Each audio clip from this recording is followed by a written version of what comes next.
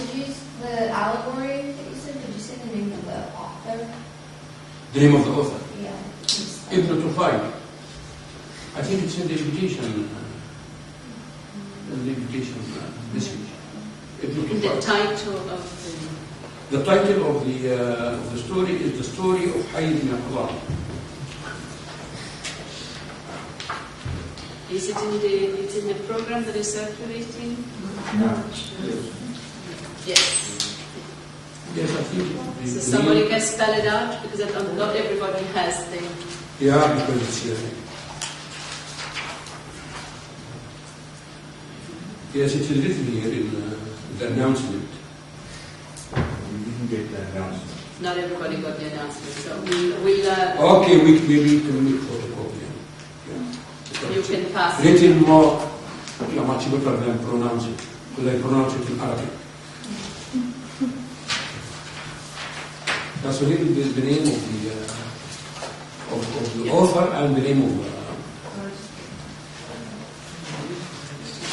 Yes? Is this a question? Maybe you can use the microphone to, if you have a question, but you are leaping forward. No? Yes. Then use the microphone, please. Just push the button. Yeah. Yes. Thank you for your lecture. I was wondering about the definition for secularism that you offered. Are you referring to return of religion to the society, or you have a broader definition of it in that? No, I'm referring to the returning this revival of religion and returning of religion and religious force back into the society.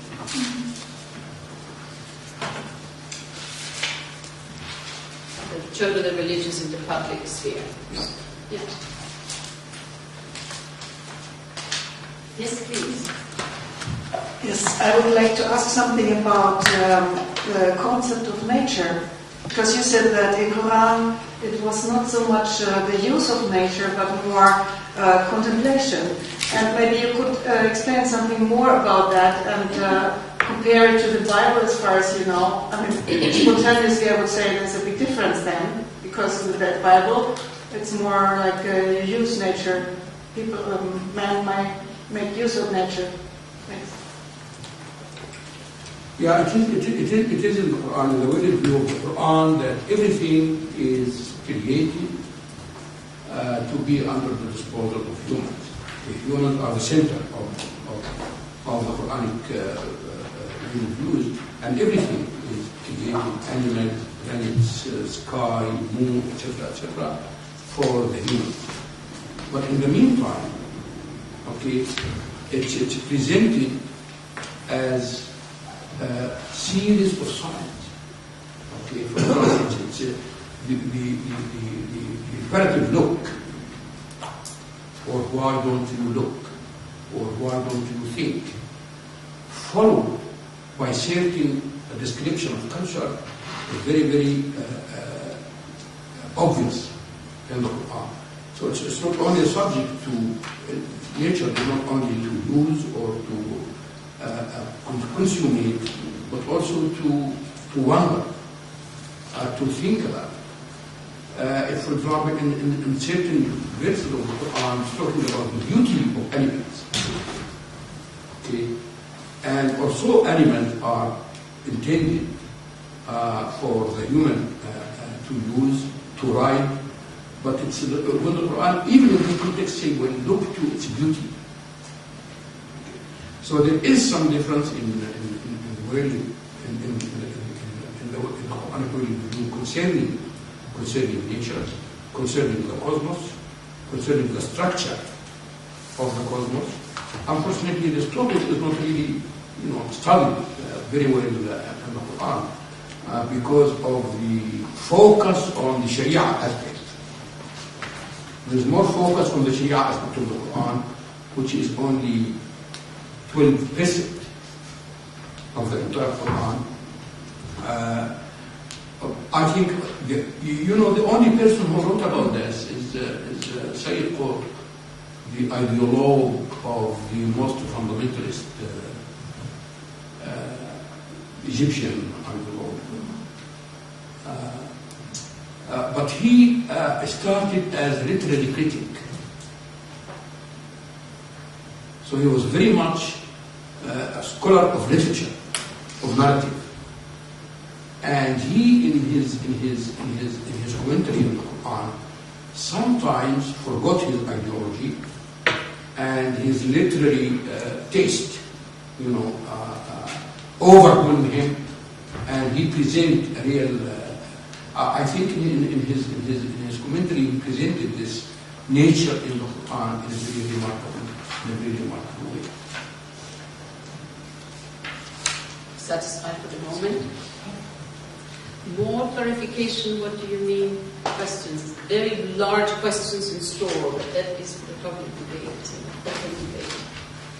Afterwards. No? Shall we have a brief breathing and a legal rights break and return within 10-15 minutes for the discussion? Thank you very much. I believe you. Waar mensen ik kan het je verschaffen als je dat wilt. Dus ik stel even terug. Oké, dan moet ik het. We're now going to take this line down.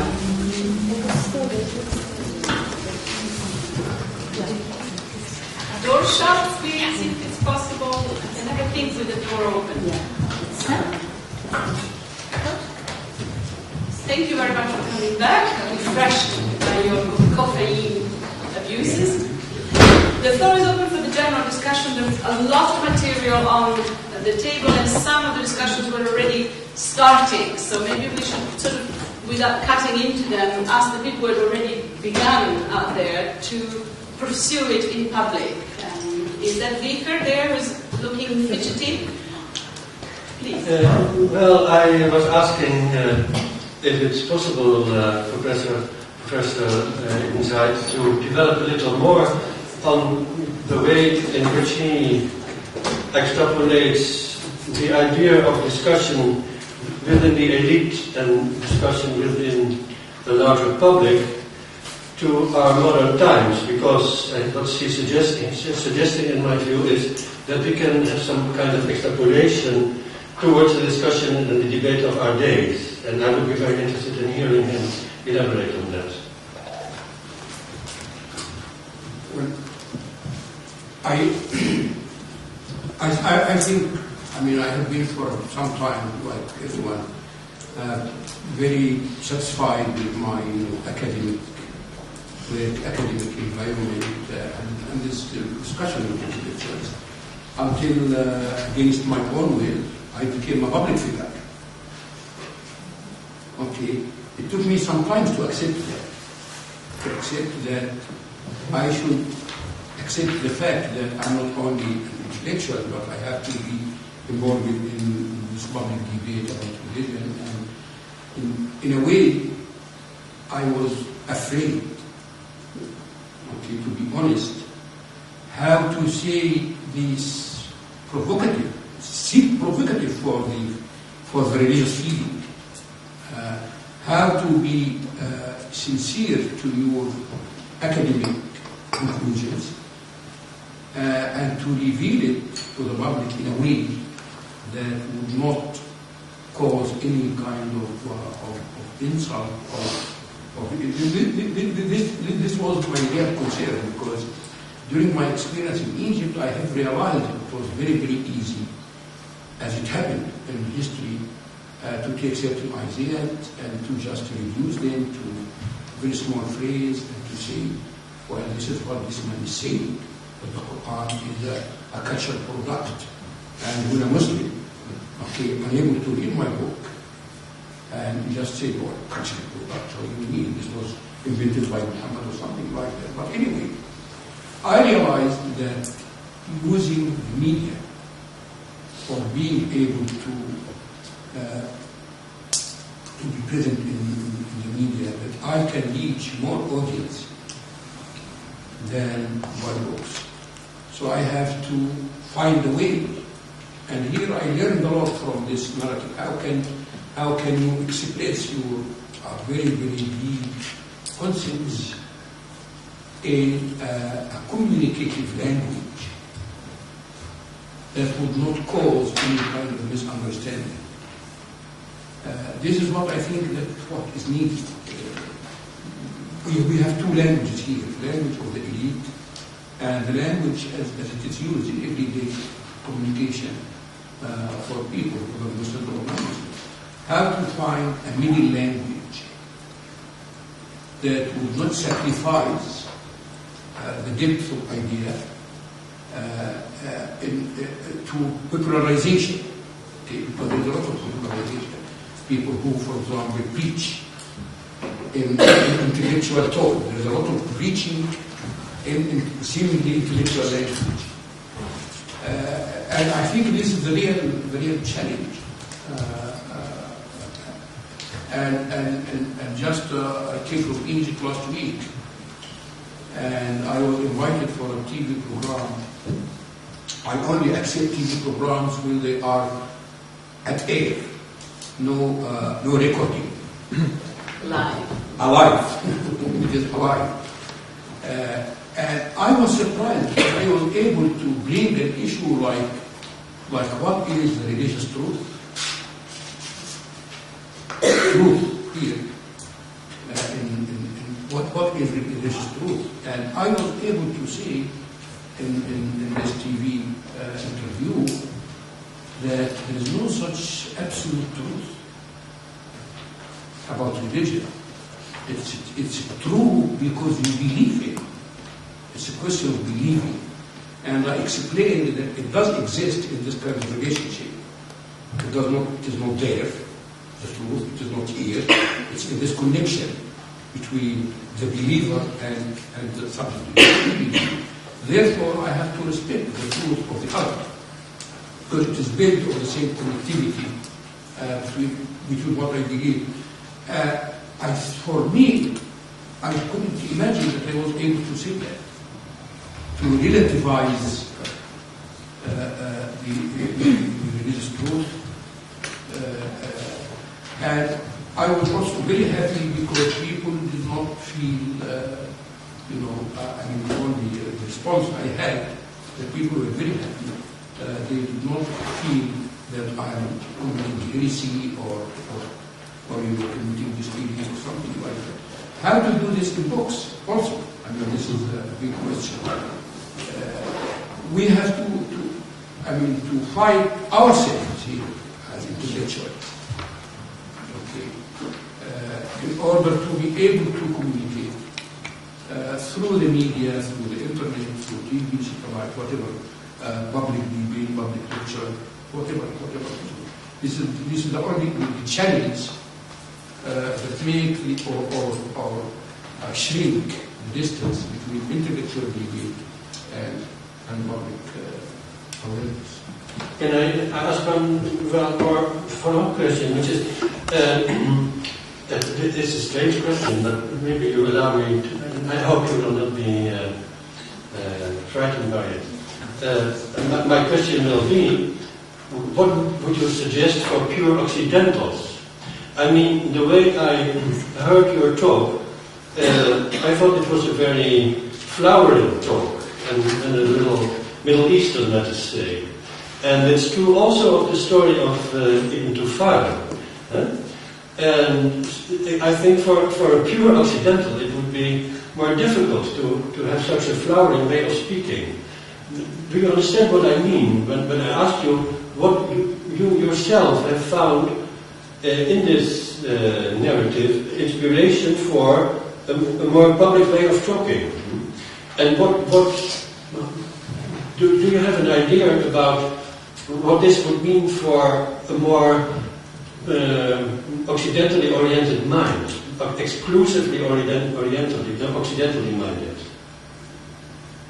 Can I make myself understand? I think this is a question, all of you have to answer. Look, I'm talking to the already occidentally oriented public. Yeah. I'm not talking to Middle Eastern or Egyptian. That is right. Okay, so if this kind of flowering, I don't know if flowering is positive or negative. Positive in my mind. Yeah. But I wonder if this flowering discourse was communicated properly to you here or not. It's not for me to say, but it's for you because you are Occidental-oriented audience. There is an intervention on this point. Yes, I just wanted to react on this because the picture you're sketching about Western thinking as non-flowering, I would really object to. And within the Western tradition, there is a lot of flower speech, and I mean the whole postmodernism, for instance, but also I think anything in the romantic intellectual discourse has a flower form. So I think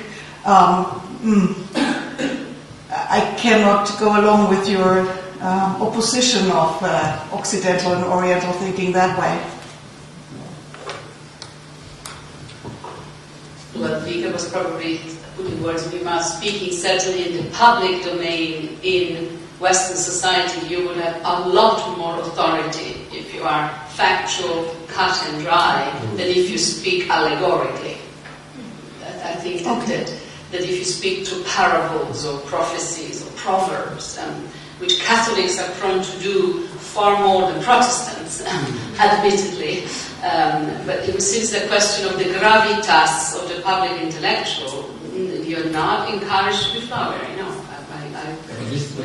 But it depends also on what kind of audience you have. If you are in the academia, of course you have to use all this kind of terminology to speak a language which sometimes I don't understand myself. Really, I mean, sometimes I have the courage to say, oh, I'm 65 years old. When I don't understand, I say I don't understand.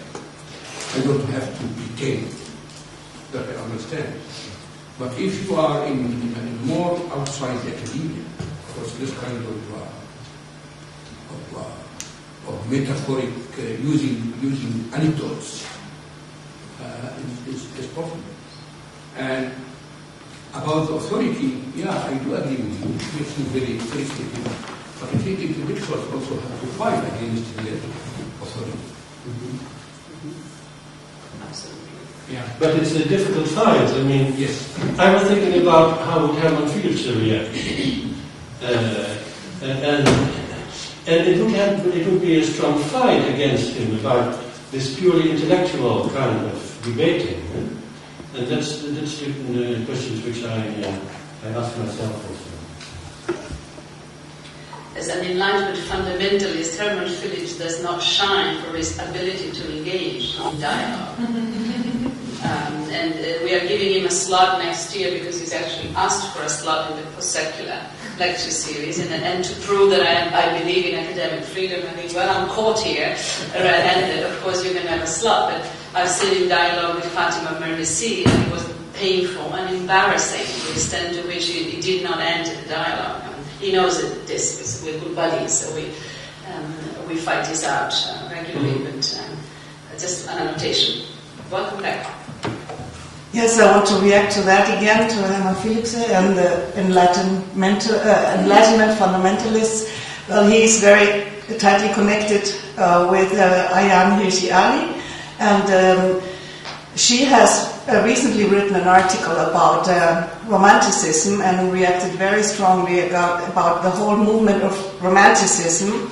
And this is connecting to the flower speech again, because I think the whole Romanticism and the Romantic intellectual is a very strong thread in the European tradition and leads also to postmodernism.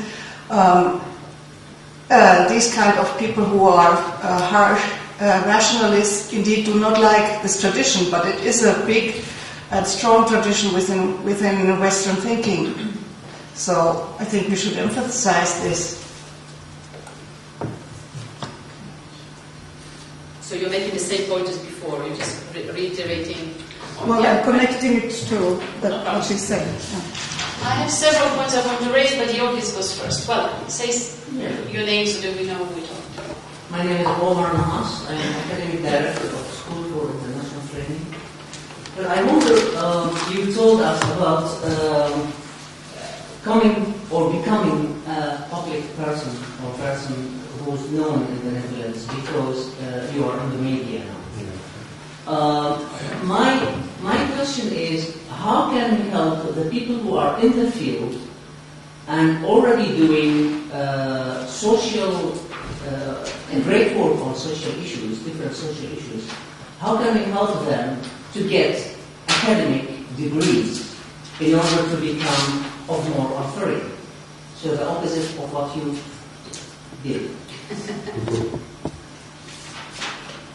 I don't know how to help them to get academic degree, because this is academia has its very restricted rules. But I can think of a training program.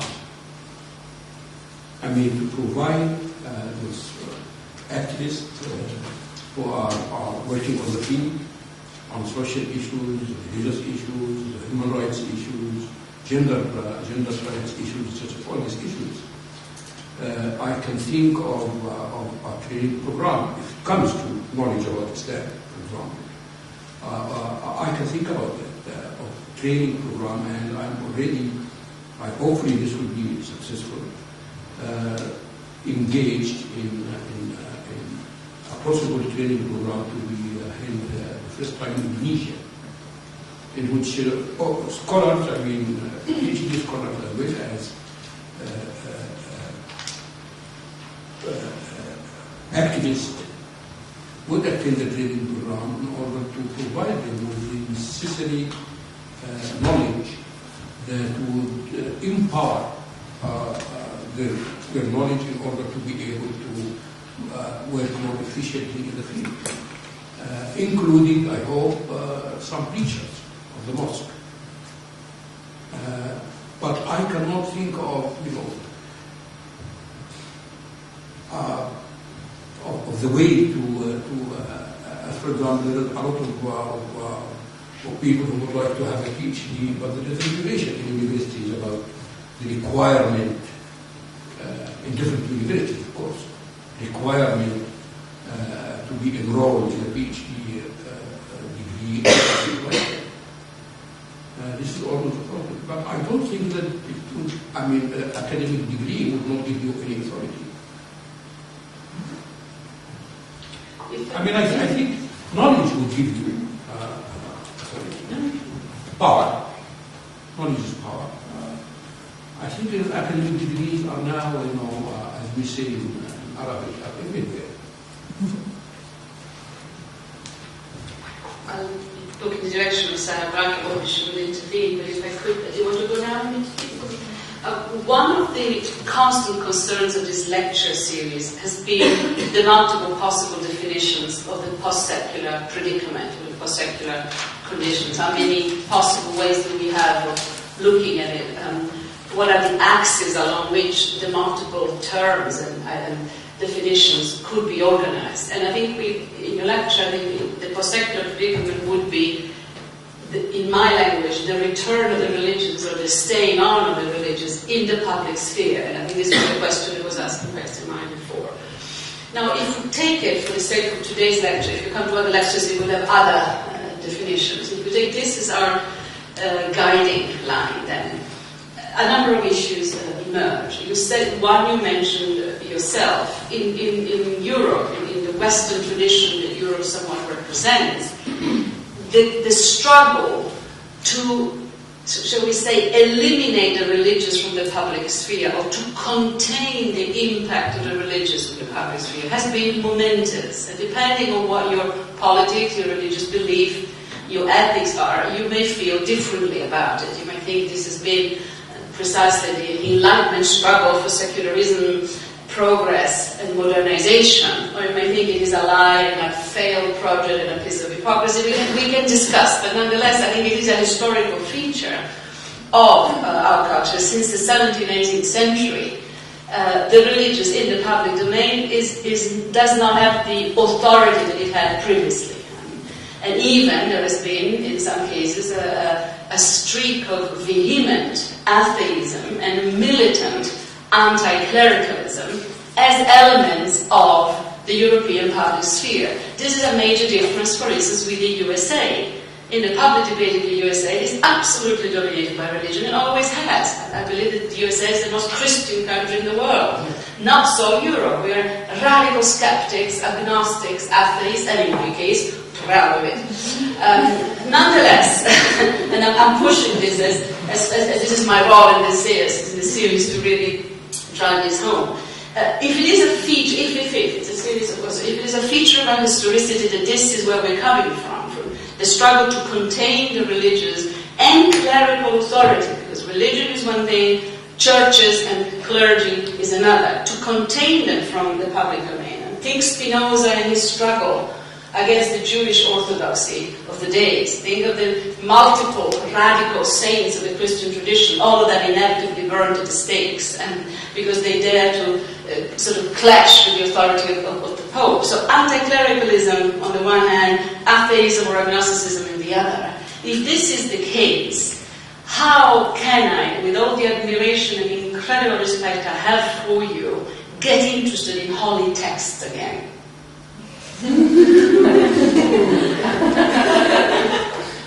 If you see what I mean.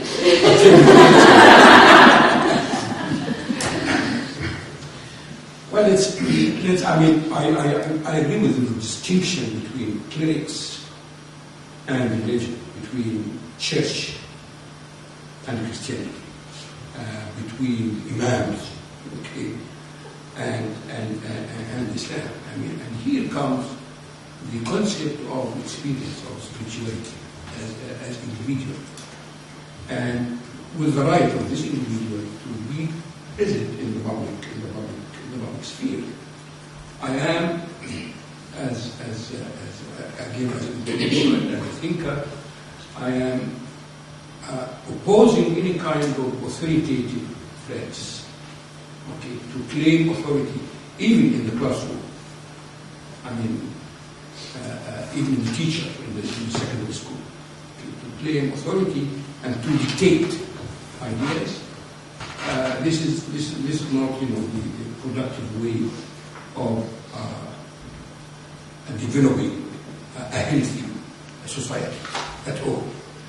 So let the church be like that. Let the imams be. The imams need training. Okay. Well, it's not that that important. If you are agnostic or atheist or whatever you are, to get you back to religion or to enjoy the scripture again and again. This should not be an issue. Okay. Otherwise, we will return it back to the da'wah. That every person is candidate to be a believer. This is behind all the missionary work, not only in the history of Christianity, but in the history of Islam as well. Every individual, even if he belongs or she belongs to another religion, is a candidate converter. So we have to work on that.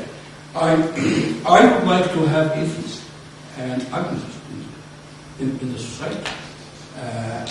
Without agnosticism and atheists, religion would dry off. Without heresy, and this is the history of every religion.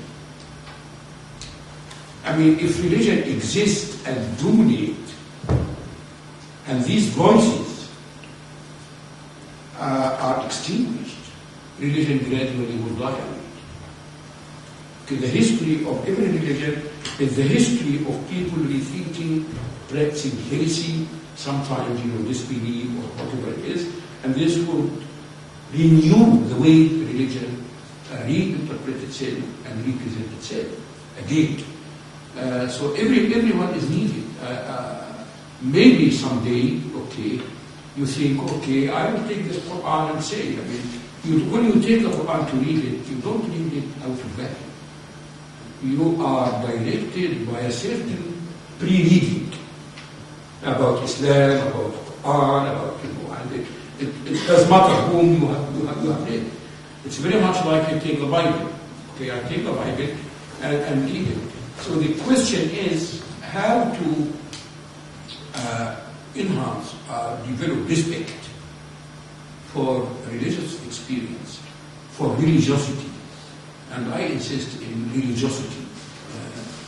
People would like very much to be religious, and religious does not necessarily to follow the tenet of the literal tenet of this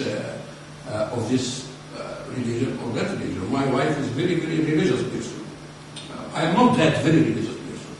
She went to Hajj last year, okay, and everyone was surprised. How can my wife go to Hajj? Okay?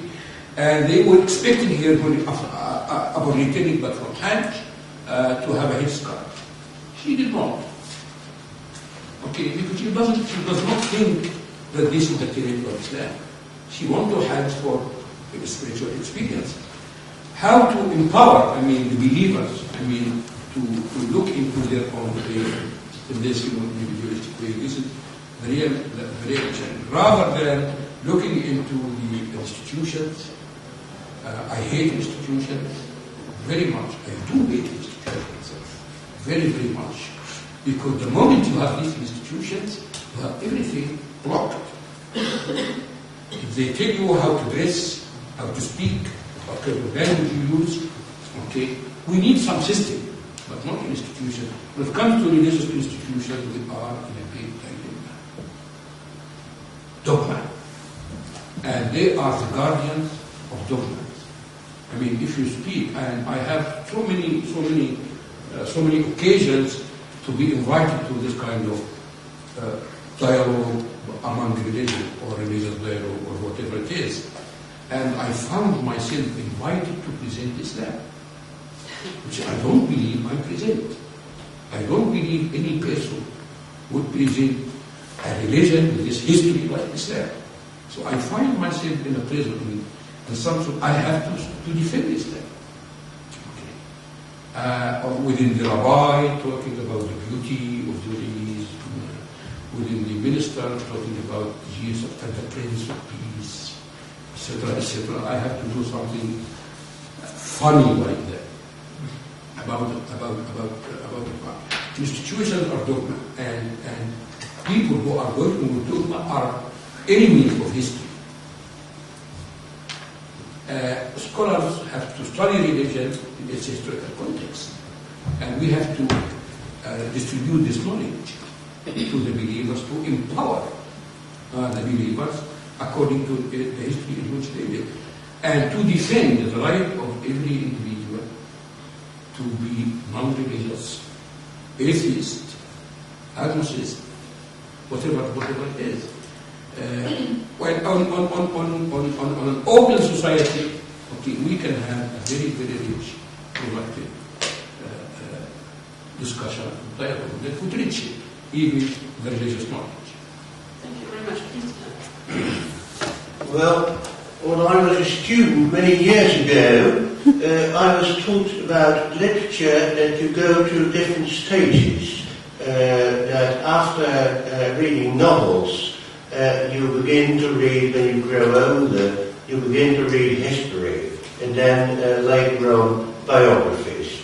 Now, thinking about spiritualism, it seems to me that one is going to the same kind of phase, that you come from either religious or deistic background, and that gradually turning into an agnostic, in later stages, like you saw in the debate with Professor Maso, you turn to spiritualism and even to the belief that there is something after death. The basic problem and question for me then is, what do the large stories, the Bible, the Quran, etc., have to do with this later stage of spiritualism, assuming that I'm right and I see you nodding, that that there are these stages in life? Well, scriptures, as far as I can say, are narrative. They are composition of narratives, of anecdotes, of allegories. Of course, we don't know exactly how the first generation have read these narratives. Okay, if they have read it literally or believe in it literally or not. This is another question. How different generations were able to communicate with this scripture. I will talk from my experience as a scholar of the Quran.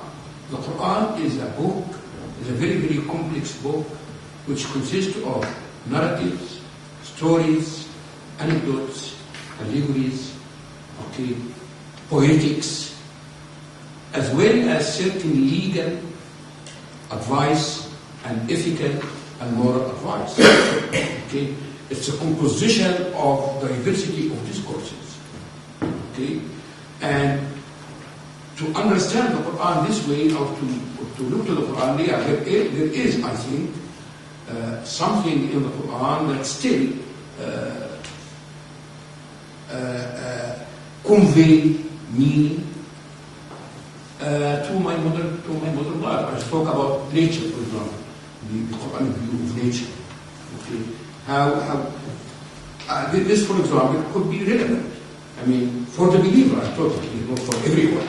Because at the end, the Quran is the book for the believer, for the people who believe in it.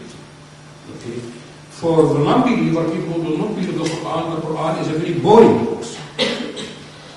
Yes, I mean, this is a fact. I mean, sometimes as a scholar, and I would like to make a distance between what I'm studying, and so I go to a translation of the Quran. I read it in English. Because when I read it in Arabic, it's me. It's part of my, being brought up. It's not, So the Bible would always have something to say for the believer. It does not mean it has to say the same thing for everyone.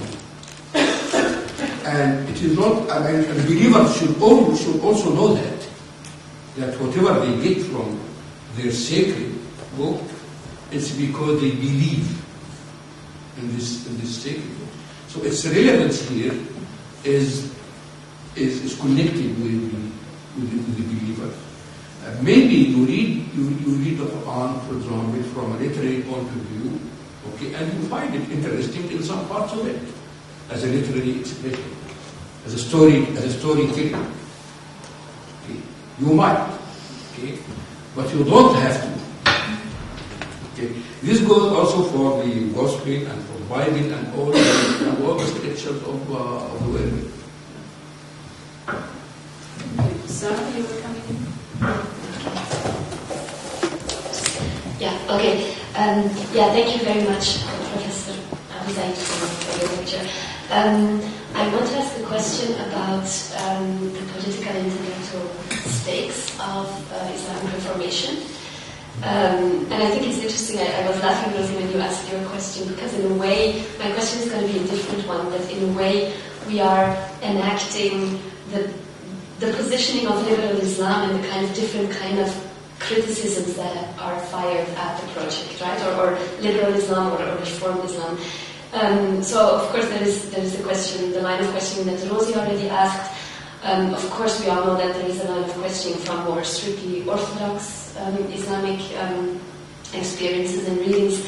And then I would actually like to put for you another critical line, let's say from a certain post-structuralist engagement with religion, kind of applying, power knowledge, Foucauldian frameworks on the study of religion. And I'm thinking in particular of somebody like Zayd Mahmoud. And I don't know if you're familiar with the article she wrote, I think a year ago, Secularism, Hermeneutics and Empire, which I guess is a provocative article, and for me it's also a very problematic one. Like it's partly insulting, probably not because of its language, but because of some of the shortcuts that it takes.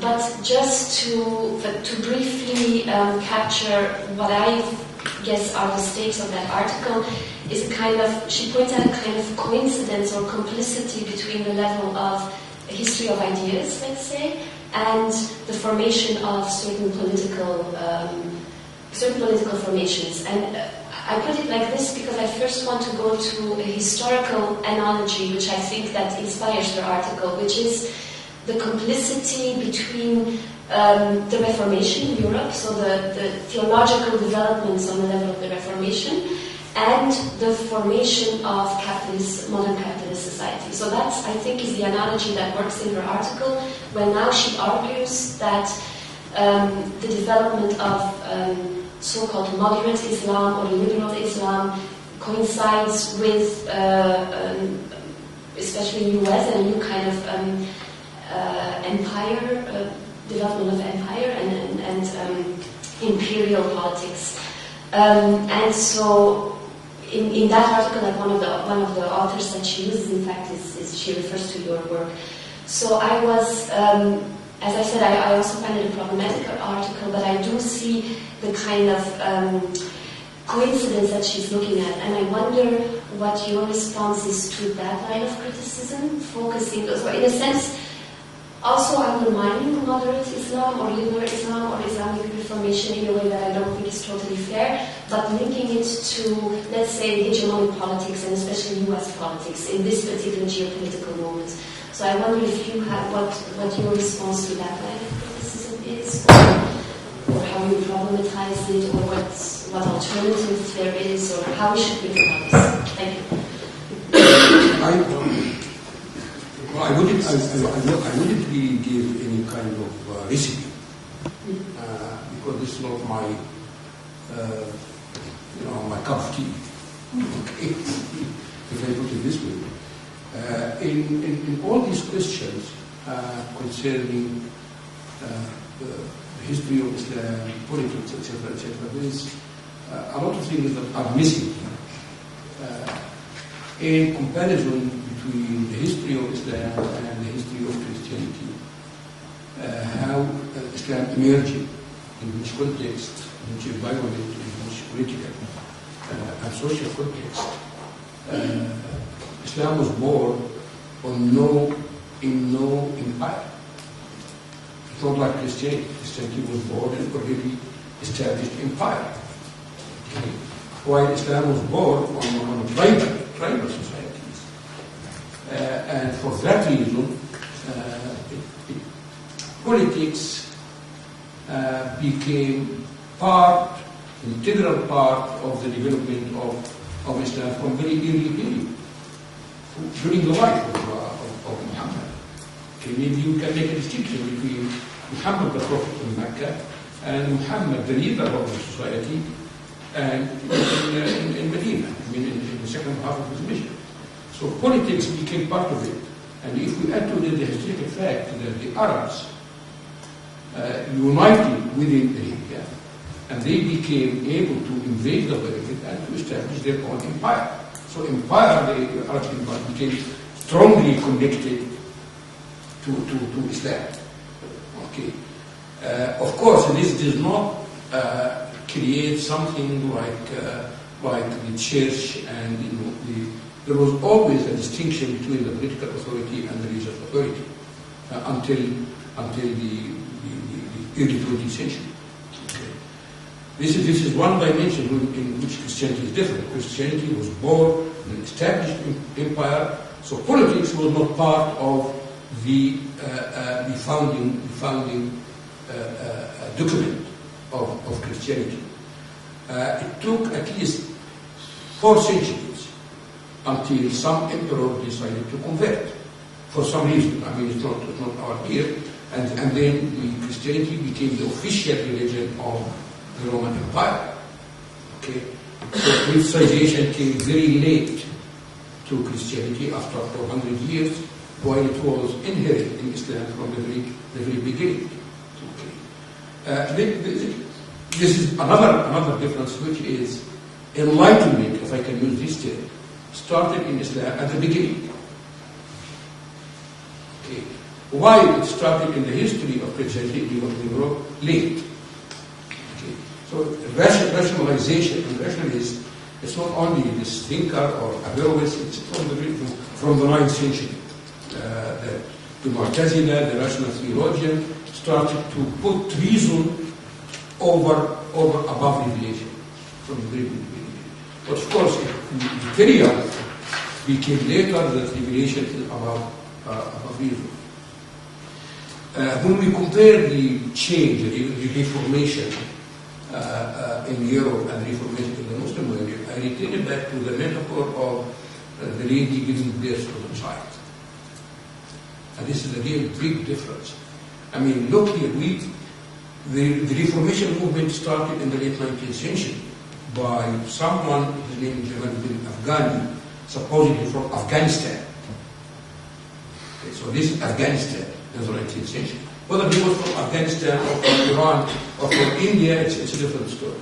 Okay, this was according to some French politician and French philosophers, Martin Luther in the 19th century. Okay, and it continued in Egypt, in India. Okay, but under the pressure of colonialism. Okay, so to a great extent, the Islamic Reformation was a polemic, apologetic. So this explains the inability of the Islamic Reformation to go into genuine reformation, which happened in the history of Christianity. And until now, the Muslim world is under the pressure, whether we talk about new empire, war against terrorism, etc., it is counterproductive to any new thought. Okay, and as we know, as long as people are caught are in danger, whether this danger is imaginative or is real, and I think in the Muslim world the danger is real. Okay, they have nothing to hold on, but they hold to their own very, very orthodox traditional religion. Tradition becomes here the protector of the fear of losing identity, of losing this kind.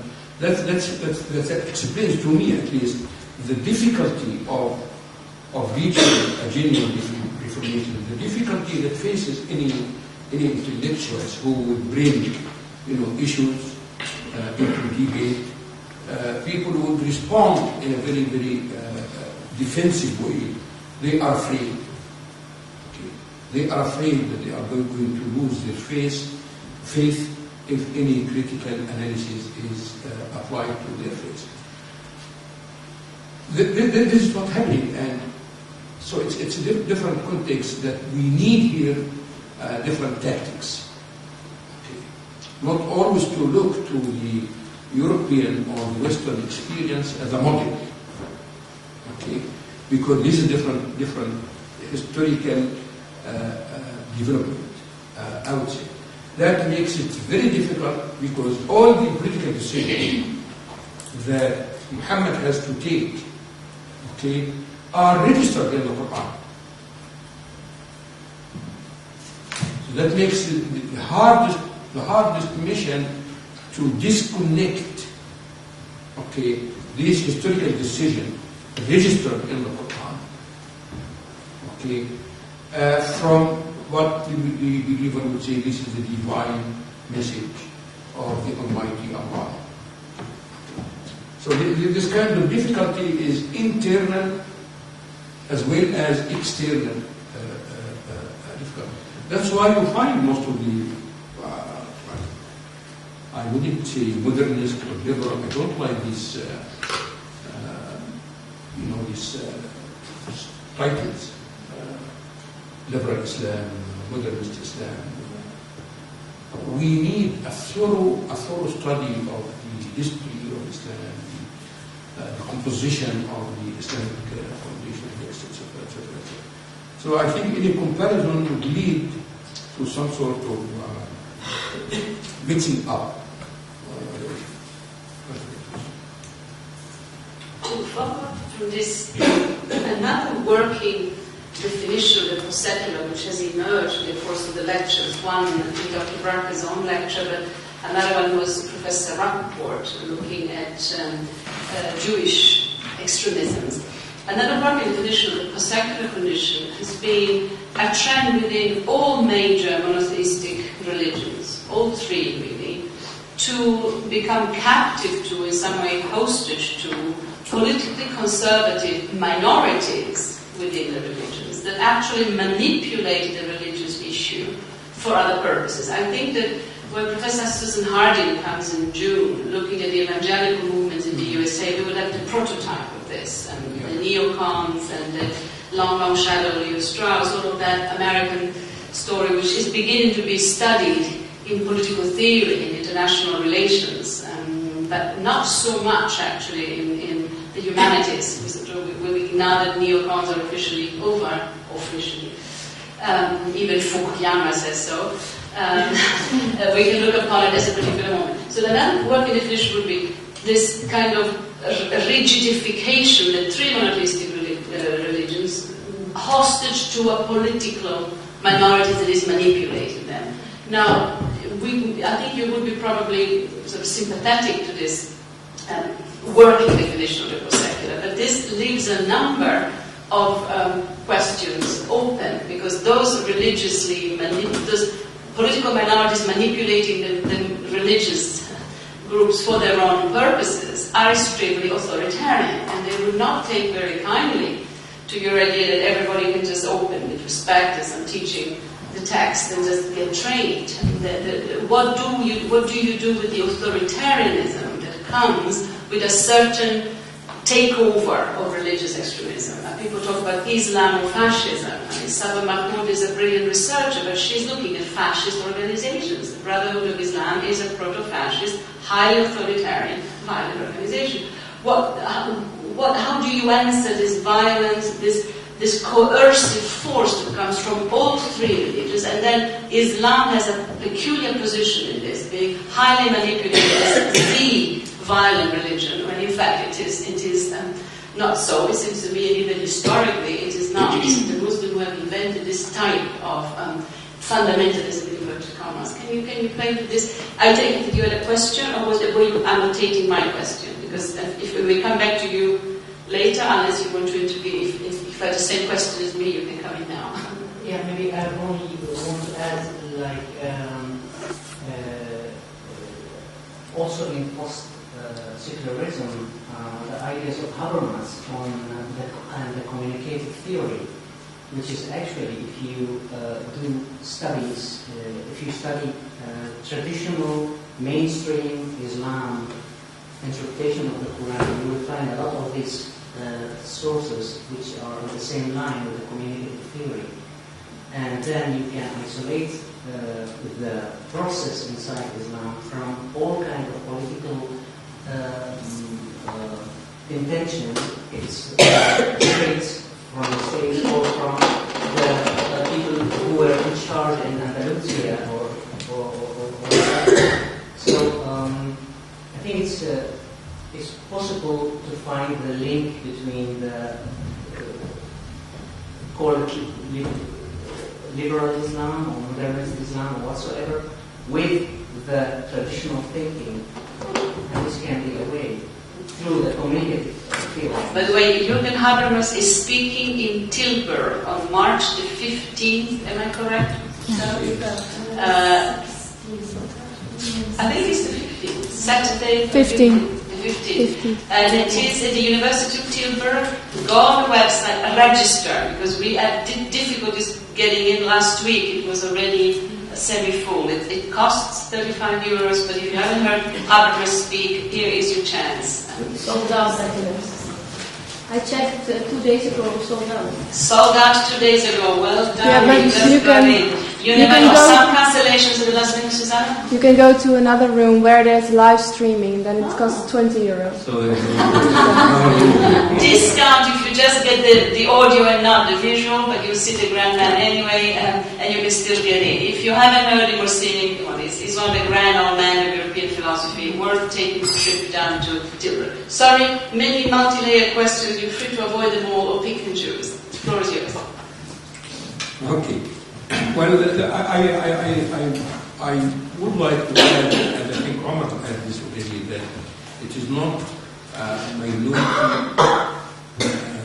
group manipulating politically Islam. It's also the states are very much manipulating Islam. In fact, the states, the modern state, started manipulating Islam before this minority group emerged as political opposition. But as political opposition, they have to play the same game, and the game is Islam. Islam has been used and misused, especially in the modern era, by political regimes. I specify the time after the abolishment of Caliphate, 1924. When most of the kings and emirs and rulers of the Muslim world, from India to Hijaz to Egypt, wanted to be appointed as the new caliph of Muslims. And the debate started whether caliphate is an Islamic system or a political system that Muslims can choose, can change. So this is the origin of the beginning of the modern manipulation of Islam, politicization of Islam, and then emerging, Muslim Brotherhood, basically in Egypt, 1928, just 4 years after the abolition of Caliphate, and it was basically a movement against what they perceived as much secularization of the Egyptian society. So it was re-Islamization of the Egyptian society. And now we are here with the process of secularization which was going on, that has been perceived as danger to faith and to Islam, and therefore, and if you listen to these groups now who are criticizing Islam or manipulating Islam, you can find that behind this invitation to Islamization, the realization of secularization, which means the Muslim society have gone through a lot of change. It's not as much as the traditional Muslim societies anymore. How can we undo, or how can we deal with this kind of damage? I think there are different ways. I mean, tradition could, and I agree again with Omar, could provide us with certain elements of debate, certain elements of certain directions of interpretation, and acceptance of diversity of interpretation in traditional world. Tradition is not one monolithic thing. Tradition is so many multiplicity of trends and thought, and so tradition here is very, very important resource. And I think to fight on tradition is very, very essential, not to fight from outside. And here, the outside and the inside is very, very important. I mean, it's very easy that you can criticize those people, condemn them, but in condemning them from outside, you condemn Islam. Because they present Islam, they claim presenting Islam. So you have to fight from inside, of course, armed with knowledge from outside. I mean, tradition is not enough. Okay. Armed from knowledge, being in contact with the world, with the modern world in which we live. I'm talking here about scholars, about activists, about people who are concerned about the situation. That there could be depoliticization of Islam is possible. And it started to shine. And some of you might be very surprised to know that it is shining in Iran. Because Iran have already gone through tasting the forbidden fruit, Islamization. So the Iranians have tasted this already, have tasted what theocratic state could be. They are still suffering, but the growing resistance to this theocratic state is in Iran. Whether we are talking about intellectual, young generations, students, of course they are suffering, but they are doing much, much better than any other place in the Muslim world. This came through experience and through the availability of of knowledge about tradition in the Iranian society, which is not the same in the Sunni way. And that is again would present the power of the state to control the public space. In the meantime, to keep the open debate inside the palace. But to control the public space, this is something that is still going on. There is in the Arab world now they call it a new. They would like to control the media, to control satellite, to control everything, and they came with some sort of a statement of honor, something like that.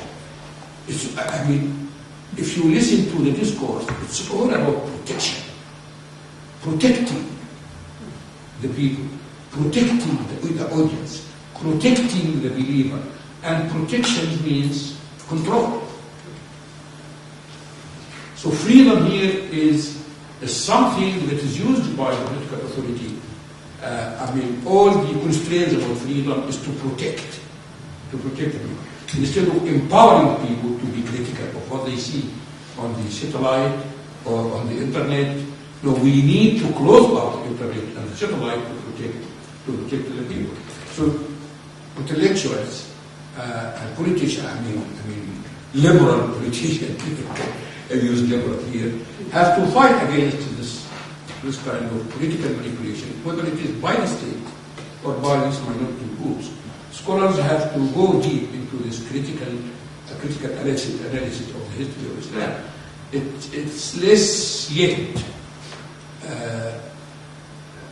conceivable or acceptable if to go to a critical study of the Quran. It's not yet. Okay. It's starting, but it's very, very difficult. If you go to critical study of Islamic history, critical study of Islamic tradition, so far it is not widely accepted, but it has certain room. But when it comes to the Quran, this is the real problem. But we have, to go otherwise, the other option is to be committing suicide. Not an option. Yeah, it's not an option for any society to commit suicide. That's why we have to work very hard. And for me, because this is part of what shall I do? Besides writing books or articles or paper or something like that, this is not enough. It's also to be engaged in, again, we return it back to the public debate, to the public, to introduce this idea to the public. Training programs. I'm ready to make a training program free of charge in my own house for those who are interested. This kind of voluntary work is, I think also is a possibility, besides being authority in the academia, something like that. Another question, not at all critical this time.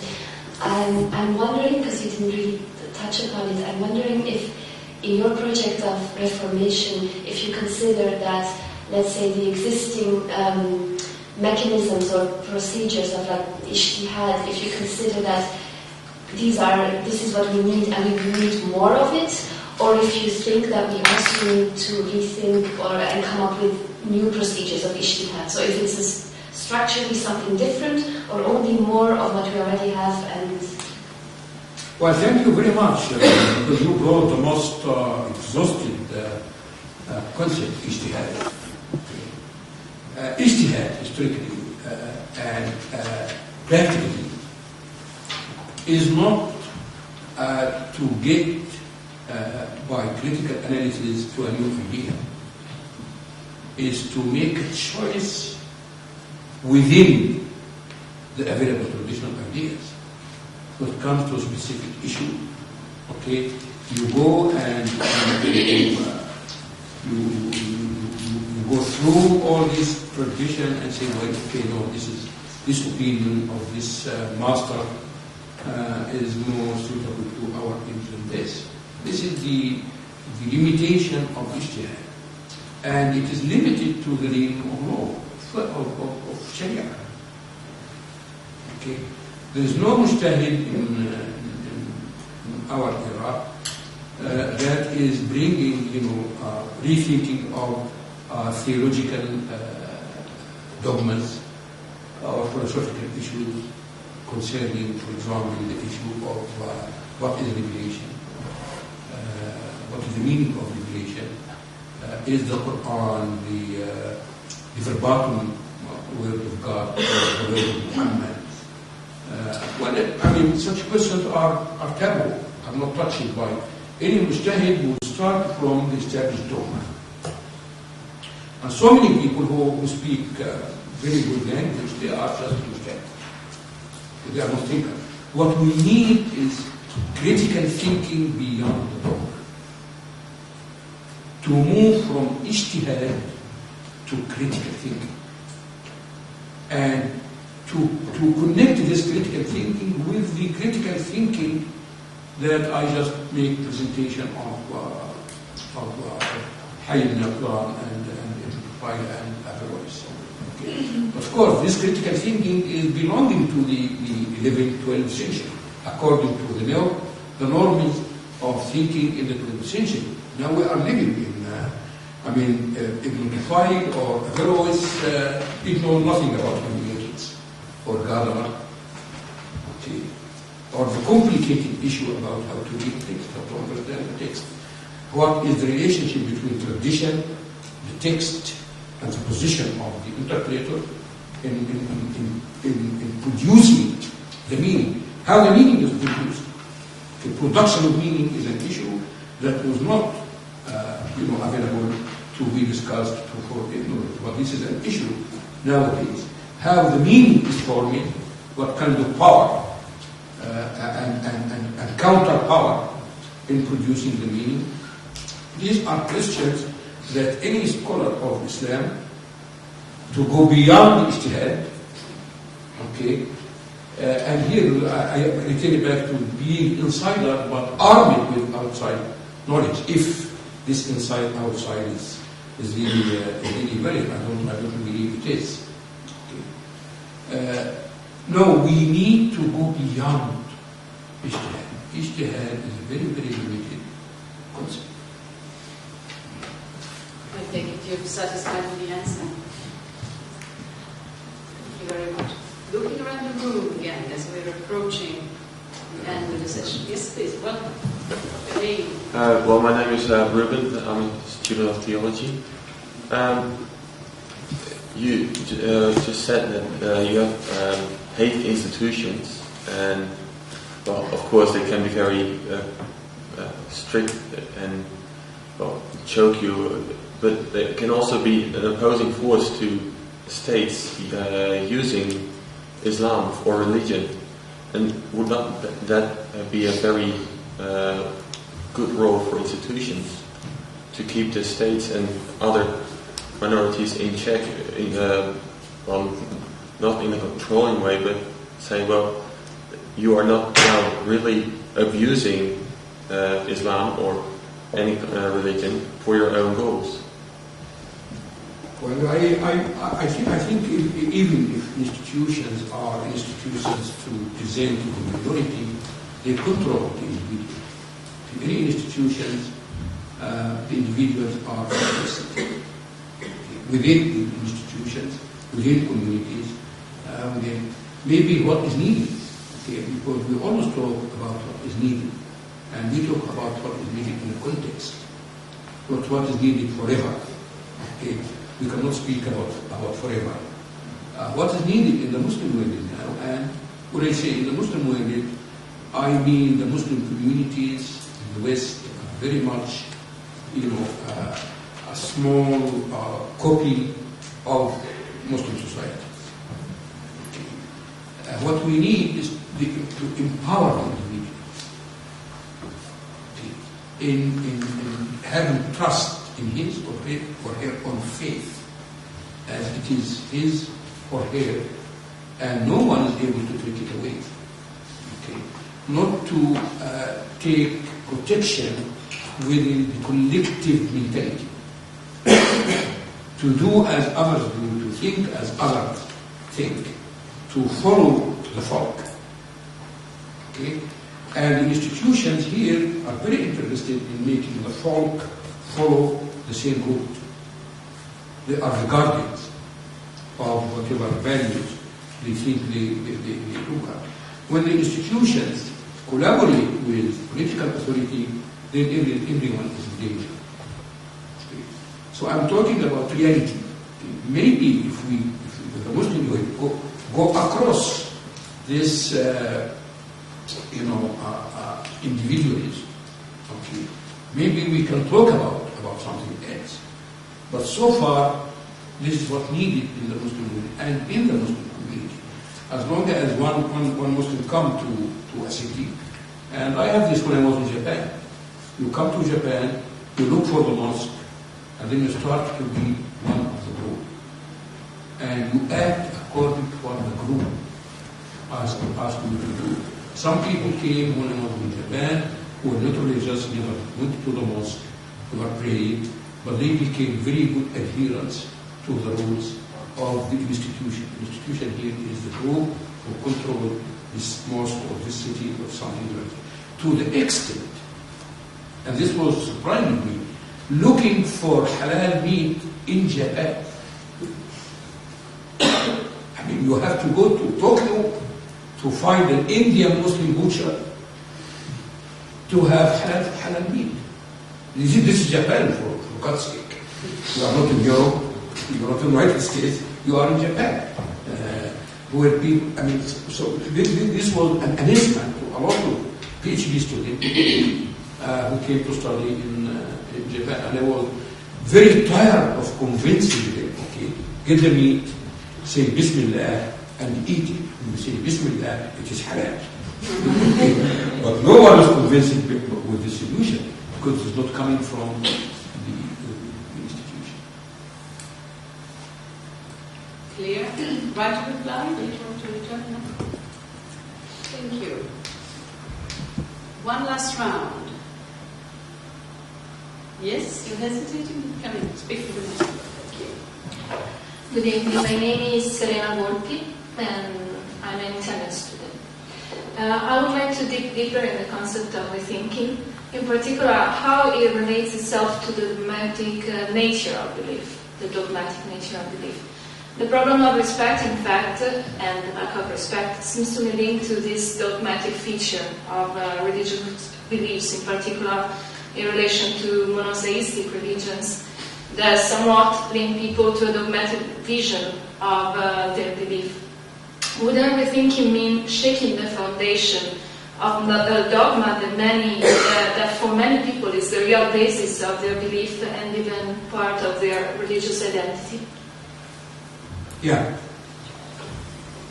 Well, maybe we have different definition of dogma here, because in the Christian tradition, dogma is the church, and the church is an essential part of the faith.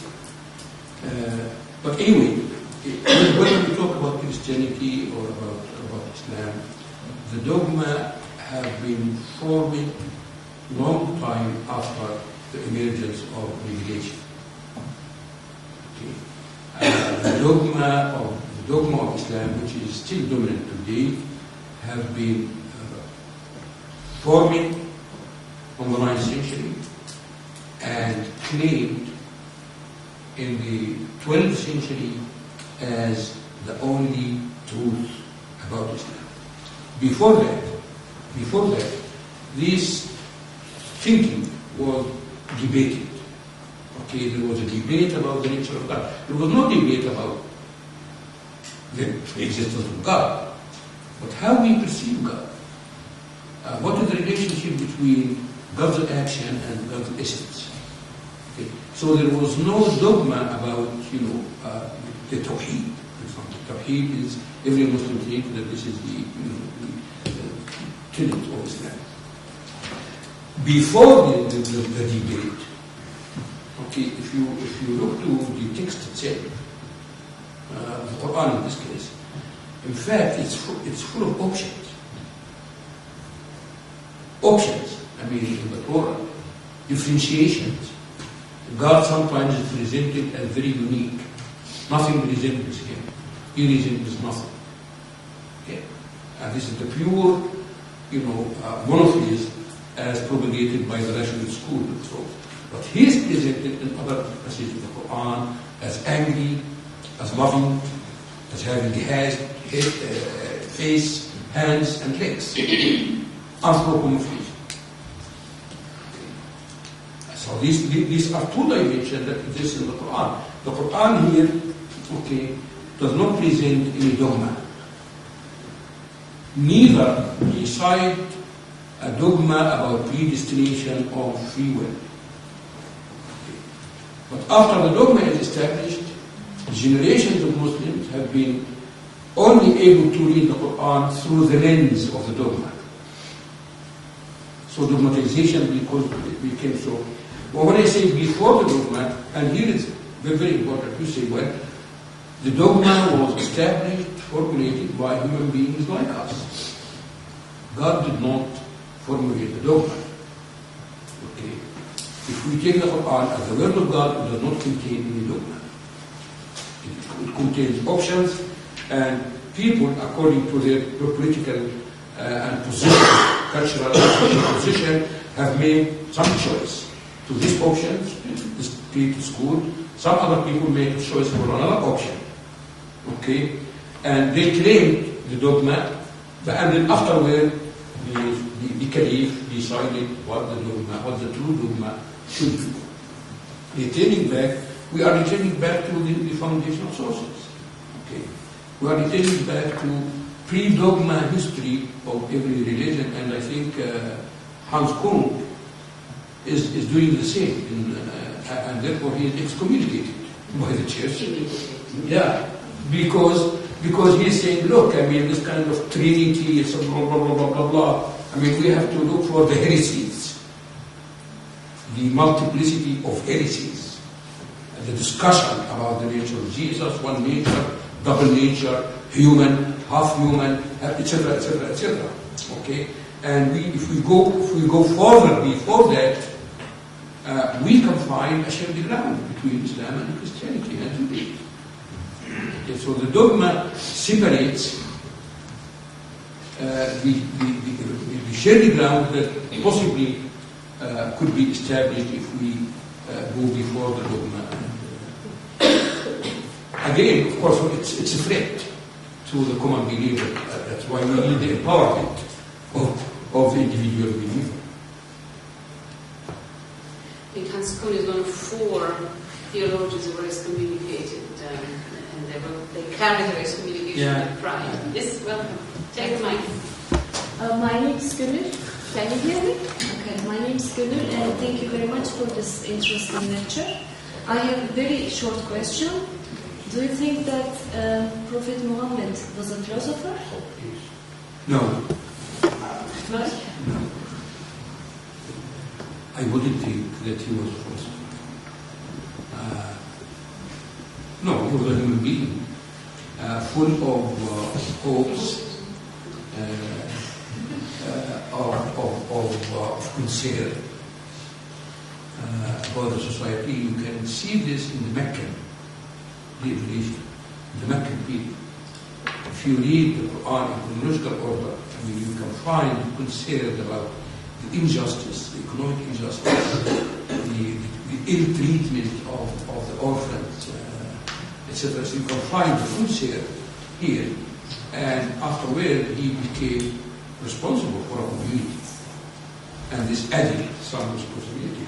So we can think of the development of the infrastructure of Muhammad. But at the beginning, I think he was one of these sincere persons that was concerned about what was going on in the society and the ground. He himself was an orphan, as you know. So if we read the biography of the Prophet from this historical perspective, we can see a human being that we can disagree with some decisions, okay? But we will never lose our respect to this person. but philosopher. Thank you. Yes. The last minute. I'm sorry. My question, I'm young, first of all, and I'm from Turkey. And I want to point the issue that you underlined about the link between the religion and state. I mean, from my experiences living in Turkey, there's two poles, which is repressive secularism, which was adapted since 1920s, and the other pole is that you mentioned is re-Islamization. But I mean, at the moment, being in between of them, I mean the big conflict issues going on. I want to ask something about. Can we think another way of defining secularism, which is not really linked to the European thought, which is, I mean, when you look from the Islamic side, the Islamization movements are linking the secularism with European or American repressiveness. I mean, the Christianity, the repressive side of Christianity. So they are taking the whole to, I mean, re-Islamize the society, and this gives them a very good, I mean, the ground to re-Islamize and to repress again the society in another pole. So can we, I mean, at least imagine another way which is secular, but I mean another definition of secularism? Well, I think I can think of a secular society which would not be hostile to religion. A secular society which is based on law, okay, and based on equality, and based on freedom. Freedom also applied to those who preach Islamism. Okay. And if the rules of law would be strictly applied with openness to allow religion to be in the public space, not to suppress the appearance of religion in the public space. I cannot see for myself, although I'm not convincing that headscarf is a religious duty. Okay, I'm not. This is a specific interpretation that I disagree with. But I don't see the harm of allowing, headscarf girls to be in universities or to be in public space or something like that. Because if we talk a secular society as the dress code is something individual. Of course, the state can interfere when this code is enforced. Okay? And here the law will work very well. Okay? Or there is enforced marriage. Okay? The law can work here as well. Okay? But what happened in the Muslim community, it was not entirely secularism in the proper sense of secularism. It was military secularism, enforcing in the society. It is still the army who is protecting the secular society. It happens in every other place, in other countries, without taking from the constitution the article about religion. Islam is the religion of the state. I'm hoping in the Turkish context that there is a third way in between started to emerge, in between the two polarized power. Yeah, the intellectuals. Yeah, I can see in some people who are in the debate a third way in between in defending secularism, the separation between the state and religion, which means the state should not manipulate religion, but in the case of Turkey, the state, the secular state, manipulated religion. Okay, so the state should not manipulate religion. In the meantime, the rules of law should be for all the citizens. Of course, if the law is formed on the basis of democracy, not on the basis of, and everything is negotiable. In a society which is open to negotiation, everything is possible. And I would like very much to see this kind of secularism. I'm against this very clearly, this article in the Constitution that Islam is the religion of the state. And sometimes I make funny as an Egyptian with the Egyptian when I say, but the state does not go to the mosque. The state does not go to the Hajj. The state does not, I mean, what is the state? Okay. Religion is for the people who believe in it, not for the state. With the state as a religion, here comes the issue of the institutions. Institutions are serving the state, they produce the meaning which will fit the state, and other people who are in favor of another meaning, they are subject to persecution. Hopefully. Thank you very much. I was reminded, Professor Zayd, of one of my favorite philosophers. He was not a prophet, but a philosopher. I was visiting his birthplace last week. I was in Sicily, in the city of Syracuse, and Archimedes was, of course, the man. And the city was talking about him as if he had lived yesterday, he lived 460 years before Christ. But Magna Graecia and the perennial memory of philosophers. But Archimedes had a beautiful definition of God as a circle with the center everywhere and the circumference nowhere. And I thought that definition is a very divide. That it's everywhere and nowhere. The center is everywhere, the circumference. I thought people would be similar. Thank you for a wonderful lecture.